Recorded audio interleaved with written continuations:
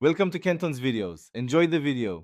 You start by preparing your hardware and scene for mixed reality in Waltz of the Wizard. Enable headset pass-through and 6do tracking so virtual objects anchor to your real room. This matters because stable anchors prevent jitter. Once done, create a 2m x 2m play area and calibrate floor height and IPD. This ensures reachability and comfortable viewing. Make sure lighting is steady and remove reflective objects. Mixed reality uses real-world textures, so visual noise will interfere with hand and object recognition. Now you configure only way itself. Open VR settings and switch to mixed reality mode, because the game needs to render a pass-through feed with composited virtual elements.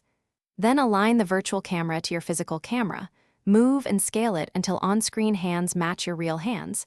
This step removes parallax and keeps spells feeling grounded. Next, set capture resolution and frame rate for smooth video, and enable an alpha background channel, so the compositor can overlay the game cleanly over the pass-through image. You finish by testing and recording a full mixed reality run. Start simple. Pick up the wand and cast a small spell while you move through the play area. Watch how virtual effects anchor to the real world, because that confirms tracking and compositor alignment. Record short clips at target bitrate and inspect for drift or occlusion. If issues appear, recalibrate IPD, recenter the virtual camera, or reduce capture bitrate to avoid dropped frames. These fixes address most visible glitches and restore a convincing mix. Thanks for watching. Consider subscribing if we helped you.